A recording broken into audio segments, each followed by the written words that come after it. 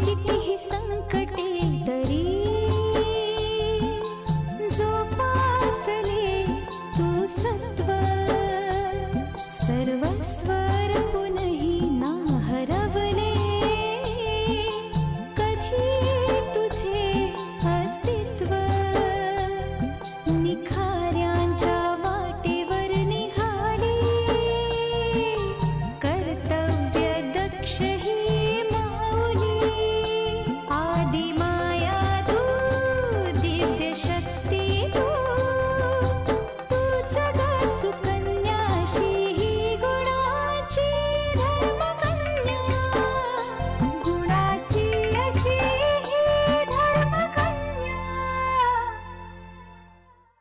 तुझ्या डॅडींनी तुझ्या नावावर जमीन केलीये खरी, पण त्याचा वापर ते समाजकार्यासाठी करू देतील की नाही याची जरा शंका आहे मला.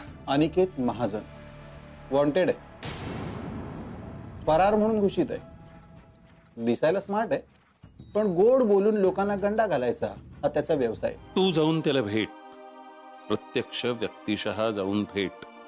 त्याला तुझ्या या प्रोजेक्ट विषयी सगळी माहिती सांग. त्यावर त्याची जी काही रिएक्शन होईल त्यानुसार आपल्याला आपली पुढची व्यूहरचना करावी लागेल.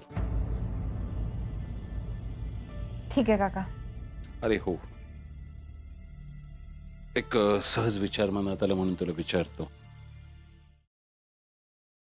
आपण असं समजूया की समजा तुझ्या बापानी तुला जमिनीची मूळ कागदपत्र दिली, समजूया, पण मुलगी म्हणून तो तुझा पुन्हा स्वीकार करेल? काय वाटतं तुला? काका, मी निगेटिव्ह विचार करत नाही हे तुम्हाला माहित नाहीये का? पण विश्वनाथ मोडक हे रसायनच असं आहे की ज्याच्या पुढे भल्या भल्यांना आपले विचार बदलावे लागलेत. काका बरं असो, आपण उगाचच त्या जुन्या गोष्टी नको उगाळूया. आपलं म्हणणंच कसं बरोबर आहे, मी वागतो तेच कसं बरोबर आहे हे सांगण्याचा जुना रोग तुझ्या बापाला आहे आणि तो काही आता त्यातून सुधारणार नाही.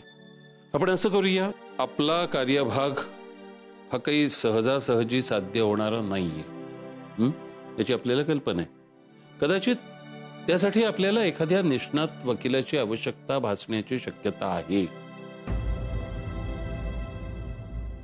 पण काका, माझ्या ओळखीत असं कोणी नाहीये. मग मी कशासाठी आहे? मी देतो ना तुला निष्णात वकील, ॲडव्होकेट ज्योती निसाळ. ॲडव्होकेट ज्योती निसाळ? खूप हुशार बाई आहे. तू जाऊन त्यांना भेट. तुझी सगळी केस आहे ती डिटेल मध्ये त्यांना सांग. मग त्या तुला तुझ्या बापाकडून जमिनीची मूळ कागदपत्र कशी मिळवायची याबद्दल योग्य ते मार्गदर्शन करतील. ठीक आहे काका.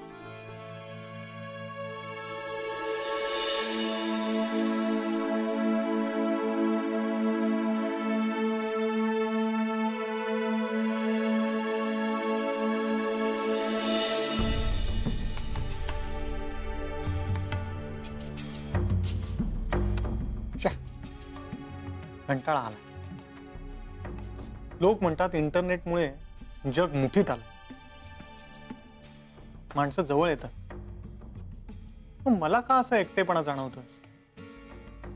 या जगात माझं कोणी नाही असं का वाटतं कधी कधी?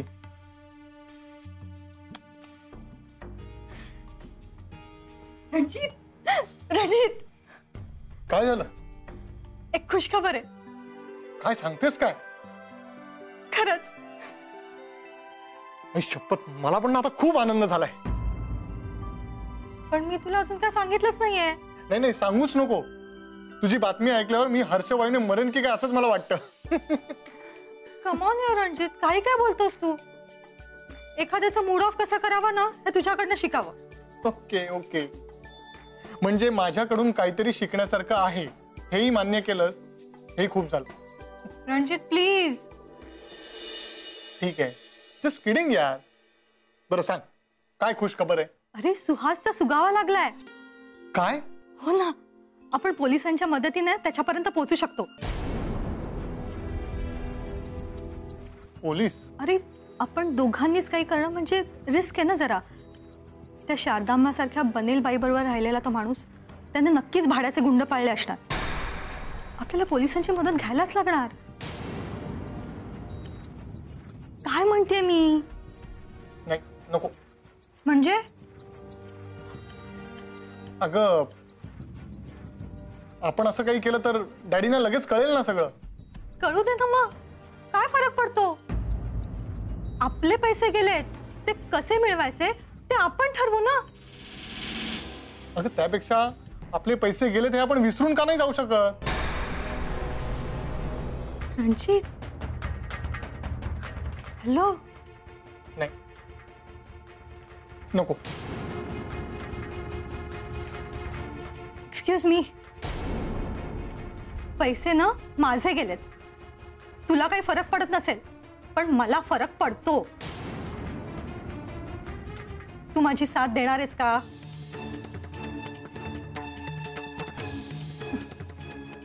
तुझ्याकडनं कुठच्याही गोष्टीची अपेक्षा करणं म्हणजे मूर्खपणा आहे.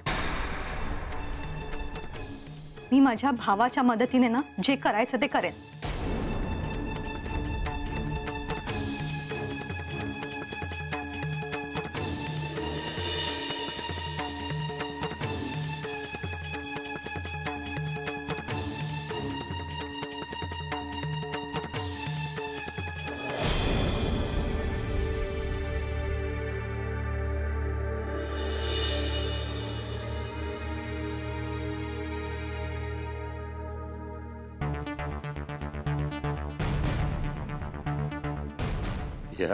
या लोकांना वाटतं माझ्या मागे काय चालतं हे मला कळत नाही. मी मूर्ख आहे, मी वेडा आहे, मी आंधळा आहे, मी बहिरा आहे. अरे पण मी वेडा नाहीये. माझ्यासारखा हुशार माणूस या जगात शोधूनही सापडणार नाही. मी आंधळा तर अजिबात नाही. माझ्या मागे काय चालतं हे सगळं मला नीट कळतं. आणि मी बहिरा तर अजिबात नाहीच. अरे या लोकांच्या धांगड धिंगाड्यात साधा टाचणी पडण्याचा आवाज सुद्धा अगदी स्पष्टपणे ऐकू शकतो मी. वेडा म्हणे भिस्या. या भिस्याने मला ना बराच मनस्ताप दिला, खूप मनस्ताप दिला. आता फोन करून ह्याची अशी खरडपट्टी काढतो ना.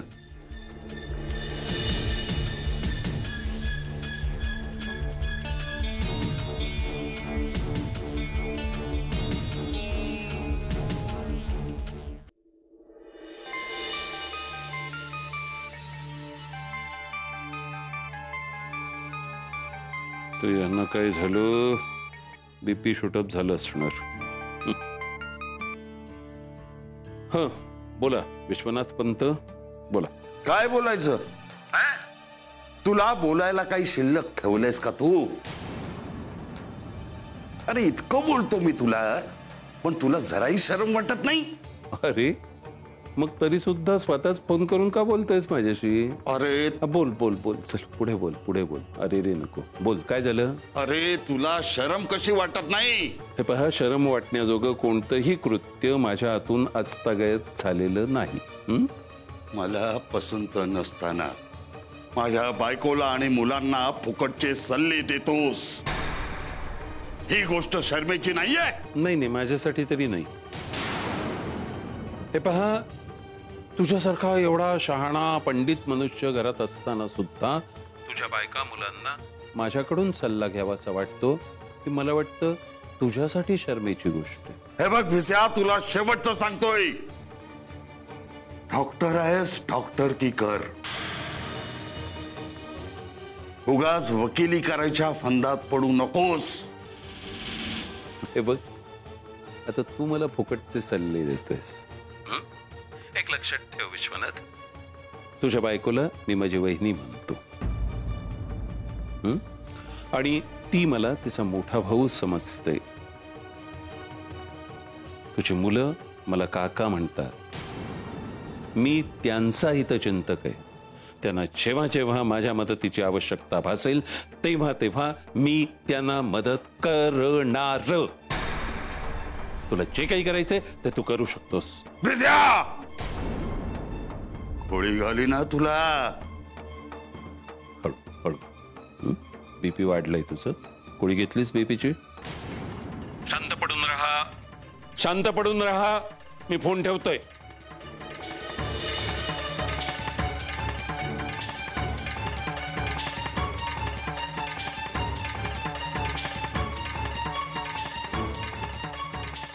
हा असा ऐकणार नाही. याला गोळीच घालावी लागेल.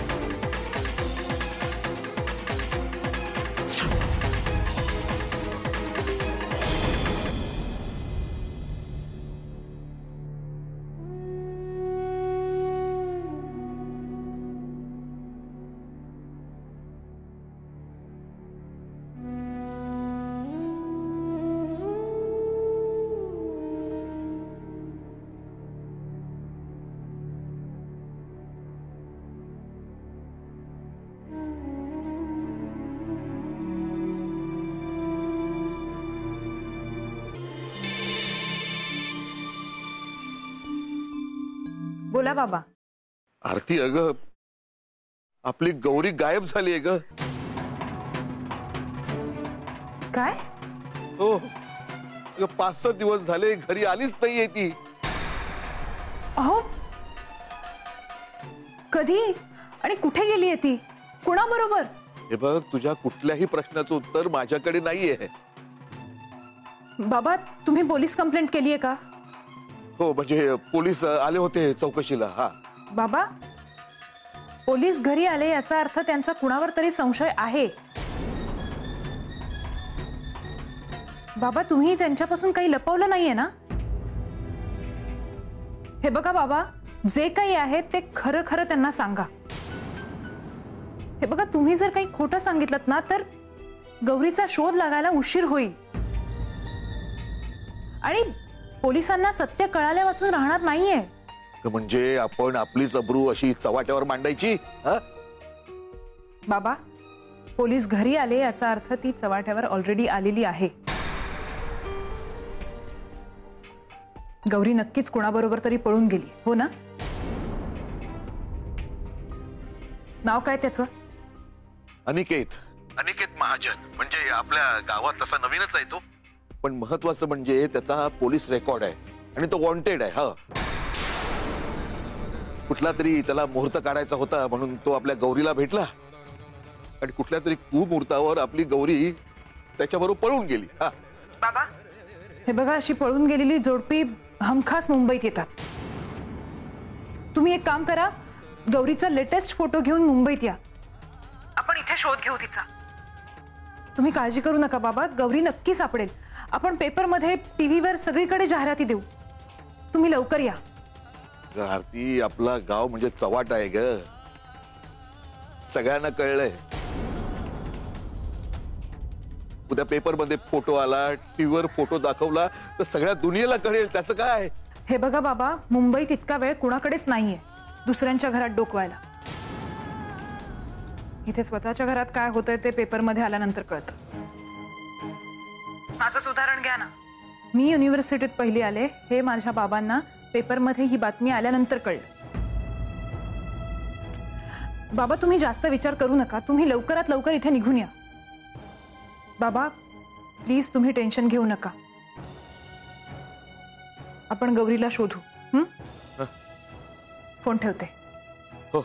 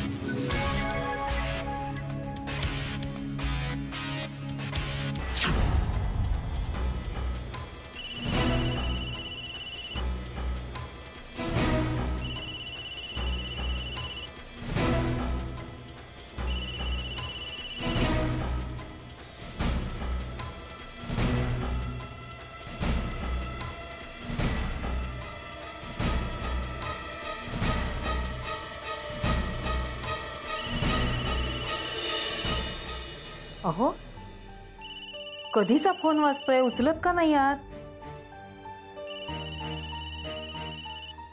अहो घ्या ना, महत्वाचा असेल. फोन घ्यायचा नसेल तर स्विच ऑफ तरी करून ठेवावा ना.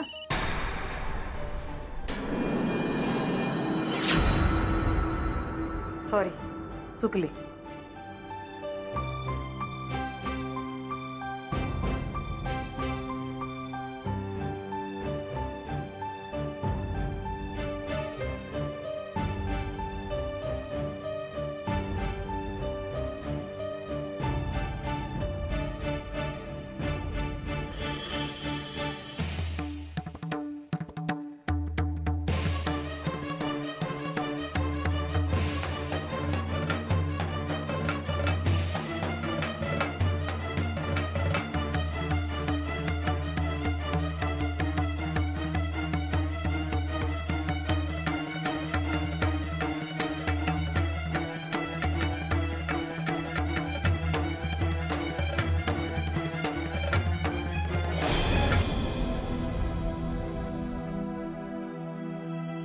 राधा,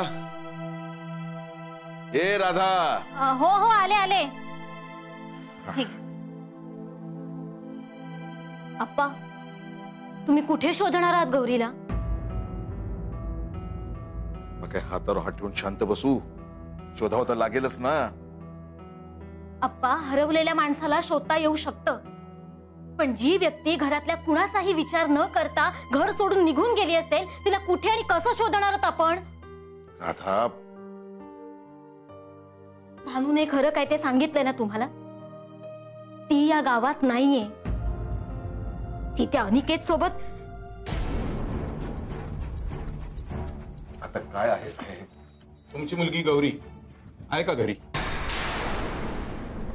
तुम्हाला त्याच्याशी काहीही घेणं देणं नाहीये. हे बघा रमाकांत गुरुजी, आम्ही तुमचा आदर करतो, याचा अर्थ आमचा अनादर करावा अशी परवानगी तुम्हाला मिळाली असा होत नाही.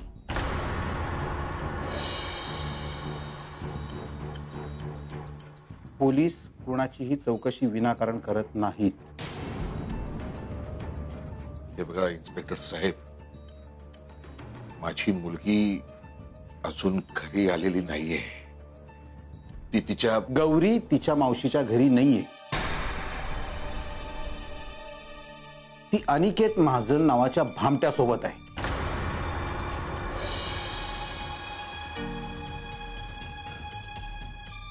आणि मला एक कळलं नाही की तुम्ही आमच्यापासून हे सगळं का लपवता आणि का. हे बघा, आम्ही कुणीही त्या अनिकेत महाजनला ओळखत नाही.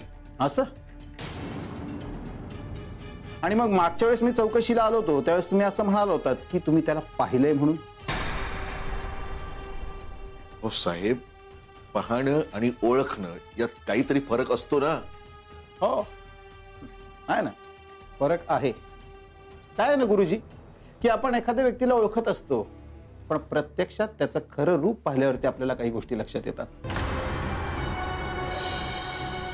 आणि बहुधा तुमच्या मुलीचंही असंच झालेलं असावं. म्हणजे कळेल तुम्हाला. अनिकेत महाजन हा आमच्या नोंदीनुसार एक फरार आरोपी आहे.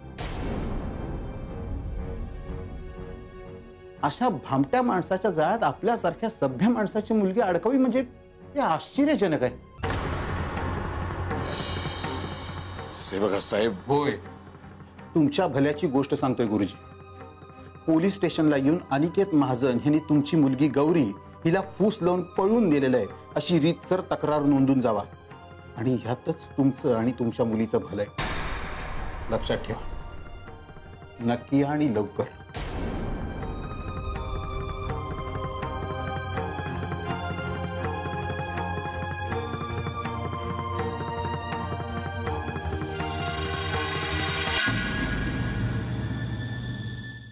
ठीक, बाय. वैभव, मला तुझ्या मदतीची गरज आहे. माहिती होतं मला. सांग काय काम आहे ते. वैभव, अरे अरुणची बहीण गौरी मिसिंग आहे.